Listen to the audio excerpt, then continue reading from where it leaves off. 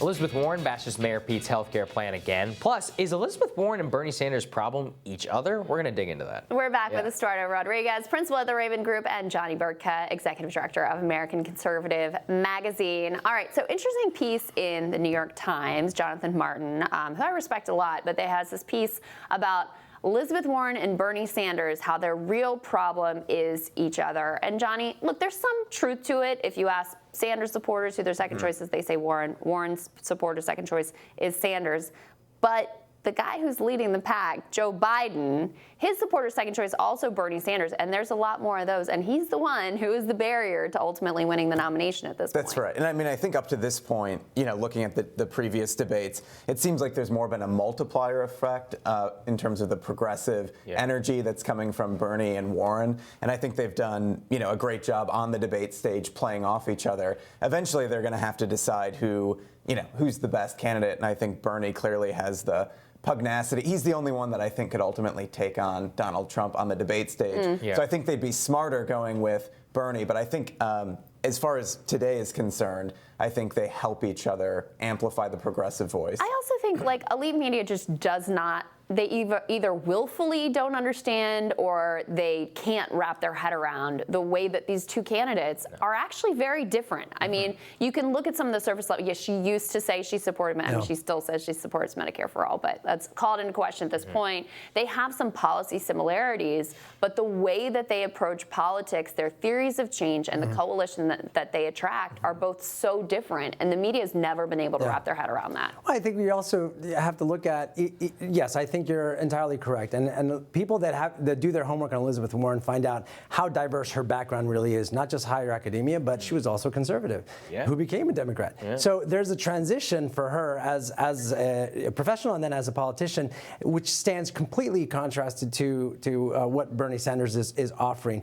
What the general public understands is that they're both to the far left, and if that base out there wants to get excited about a strong ticket, they either have to take jabs at each other to distinguish themselves more forcefully, or come together and decide they're going to be a joint ticket. And that's why what Crystal was talking about with the media, I think is really important, is what people don't understand is that people who support Warren don't really support her for progressive economics. They support her because she's a culture warrior. A lot of it is just white upper middle class. That's why their second choice is Pete Buttigieg, right? It's like they share that same, I mean, she's the woman who wants to wear a pink Planned Parenthood scarf on Inauguration Day. That's why they support her. But the people who support Bernie, I mean, I dug into his donation numbers. I mean, it's like bartenders, right? It's like bartenders, Walmart workers, teachers, low wage union people who are donating at a way higher rate, very, very small dollars. And I think that's actually what the media doesn't understand is they say Bernie and Elizabeth Warren have a problem and hate each other. I couldn't disagree more. Elizabeth Warren's problem is Pete Buttigieg. Bernie's problem is Joe Biden.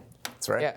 No, and what we see there, right, Johnny, is that like it's about working class politics, and it's just the media's inability to understand. Yeah, and I think Biden resonates with the working class audience just because of his persona, and the charisma that he used to have, and he's good at the cultural signaling. He has a life story, right? That's compelling, and he's gone through a lot of tragedies. But I think Bernie is the only one who actually delivers for that coalition, whereas Biden would betray that. It would be more of the status quo if he got elected. Yeah, well, and if you look, voters aren't having any trouble distinguishing between these two candidates, you know, in terms of like they need to draw a stronger contrast or whatever. No, they see pretty clear differences between these two and have chosen accordingly. At the same time, Warren has rightly recognized how much Pete's rise hurt her in the polls, and she's been, you know, going after him in particular on healthcare, pushing back on some of the attacks that he's made on her plan. Let's take a listen to what she said most recently.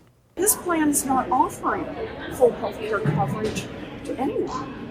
His plan is still about high deductibles, about fees, about co-pays, and about uncovered expenses. What I'm offering is full health care coverage, and middle-class families don't have to pay a single dime to make this happen. We can ask people at the top to pay a little more, and we can afford health care coverage, full health care coverage in this country.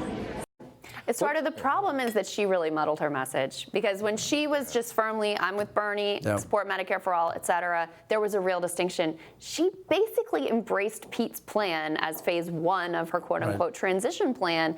Makes it hard to sort of make the case here. Yeah, she's trying to springboard off of his base to say he doesn't go far enough, while still trying to remain loyal to her message, which is big pharma, big Wall Street, everyone's bad, the greed is bad, and this is why he doesn't go far enough.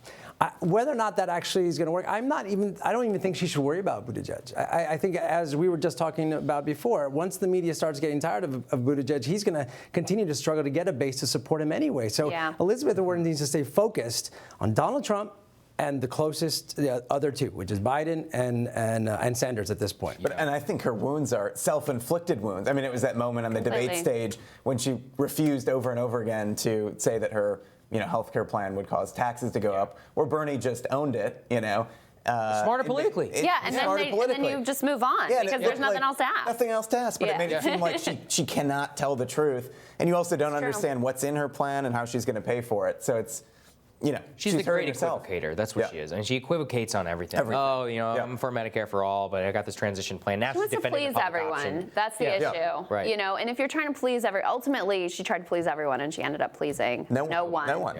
We saw it last time a candidate was blunt and just owned an answer like Beto O'Rourke. Yeah, I'm going to come get your gun. Now he's gone. So it can't work. It can't work. He wasn't doing so well before that moment too. Let's just say. I do appreciate the honesty of the answers. Like, yes, the taxes are going to go up. Right now, I mean, we're facing huge deficits. So we're going to have to talk about taxes again, regardless, unless we're going to continue to lose money and go into greater deficits than we've ever seen in our for sure, the debate, which we should mention, actually, the debate is back on. Officially, the dispute between Sodexo and Unite Here has been resolved. Just got that news. Yeah, we just got that. So that is back on. If you were advising Warren and you were advising Pete, would you have them go after each other on the stage this week at that debate? I think Pete should definitely go after Warren. I think Warren should not even bother with him. There are bigger issues for her to take on, and there's a top three that she really needs to focus on. I wouldn't. I honestly, though, think she needs to show a little fight. Because so far, in terms of, even in this big speech she gave last week, which I covered, where she said some candidates in the race are taking big money, some candidates are doing this, like, it's very passive aggressive. I think people, even though Democratic voters claim that they want to get everyone to get along and be nice, it's a lie. They don't. They want to see someone who can fight and who can throw a punch, or at least throw a counterpunch, and they have not seen that out of Elizabeth Warren yet. I think she needs to bring some fight to the stage this week. I think so too. And there's a risk, though. If you sort of swing at the front runner and you don't kill him, you end up going down, sort of like Kamala Harris with Joe Biden, right? Right. So, but I mean, at this point, I think she needs to start taking some risks. Yeah, sure. It's time to take some risks in this race. Otherwise, Joe Biden's going to be the nominee. Yeah, that's right. Absolutely. That's where we're sitting. All right. Thanks, guys. Thanks guys. Thank you. Tomorrow on Rising, Congressman Mike Gallagher describes next steps in negotiations for a U.S.-China trade deal, along with legislation that would restrict the sale of Huawei devices. And, of course, Team Rising will be in the house as always. We hope you all have a fabulous day. We'll see you back here tomorrow. See you tomorrow.